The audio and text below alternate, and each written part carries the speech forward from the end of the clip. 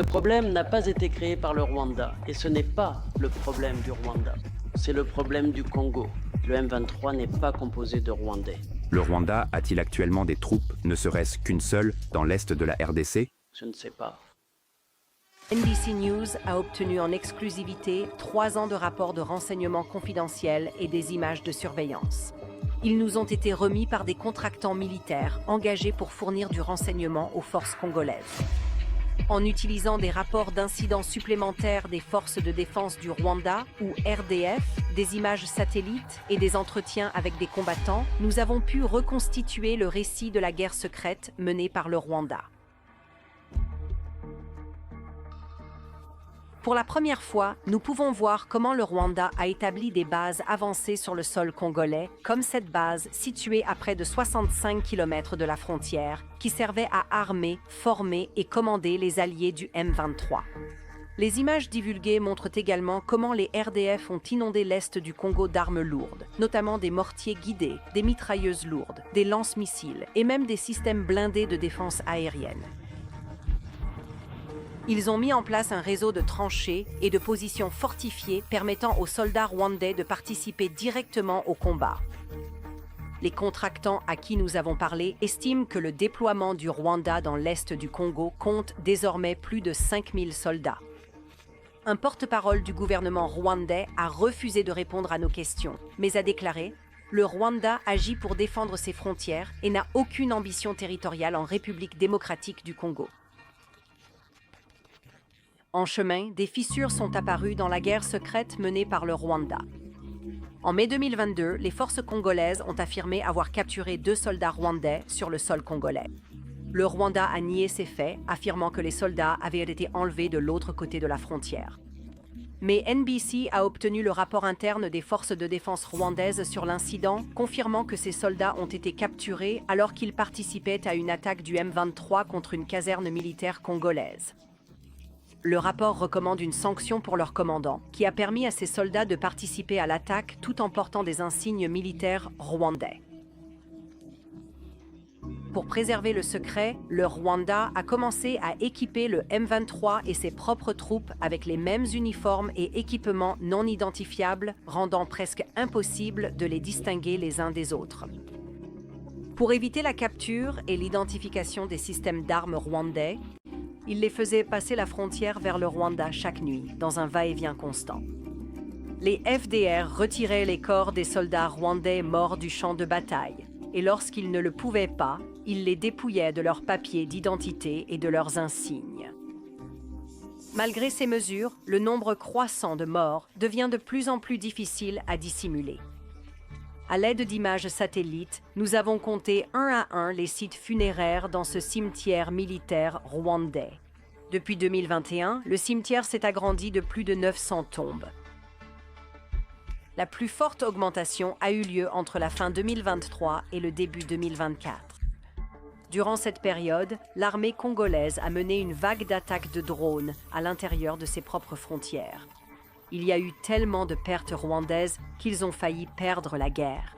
Cette frappe de janvier 2024 a détruit une base des FDR et un dépôt de munitions près du village congolais de Kiwanja. L'attaque a tué des officiers rwandais qui formaient des recrues du M23. Un porte-parole du gouvernement a refusé de répondre à nos questions concernant les pertes rwandaises, mais a déclaré que notre reportage sur leur cimetière militaire n'a, je cite, « aucun fondement dans la réalité ». NBC News s'est entretenu avec un ancien membre de l'armée rwandaise qui a perdu des amis, des mentors et des membres de sa famille dans le conflit. Leurs funérailles, nous a-t-il dit, étaient strictement surveillées et contrôlées. Craignant des représailles du gouvernement, il a accepté de parler à NBC à condition de rester anonyme. Il nous a fourni des documents et des sources corroborantes pour vérifier son témoignage. Pour garantir son anonymat, nous lisons un extrait de la transcription de son entretien. J'ai un membre de ma famille. C'est mon cousin. Il m'a appelé. Il a dit, l'ennemi est très dangereux ici. Il a dit, nous avons très peur. Et il tremblait. Vous savez, sa voix tremblait. Il est mort le 31 décembre 2024. Ils vous emmènent au cimetière, ils vous montrent le cercueil, puis ils l'enterrent, puis vous rentrez chez vous. Après cela, ils surveillent les familles, leurs conversations, s'ils partagent ce qui leur est arrivé. Ils sont censés rester silencieux. Pour de nombreux Rwandais, le chagrin est plus fort que la peur. NBC News a trouvé et vérifié 91 exemples de familles rwandaises qui ont défié les autorités en publiant des avis de décès de proches morts dans l'est du Congo. Quand quelqu'un est mort, parfois il ne vous reste absolument plus rien du tout à craindre. Ils n'ont plus rien, absolument plus rien à perdre, vraiment plus rien. Près de 4 années de conflit ont eu leur plus lourd impact sur les civils congolais. Des millions de personnes ont été contraintes de fuir leur domicile pour échapper au combat, souvent à plusieurs reprises. Et les tentatives du Rwanda de dissimuler leur présence ne font qu'aggraver la situation.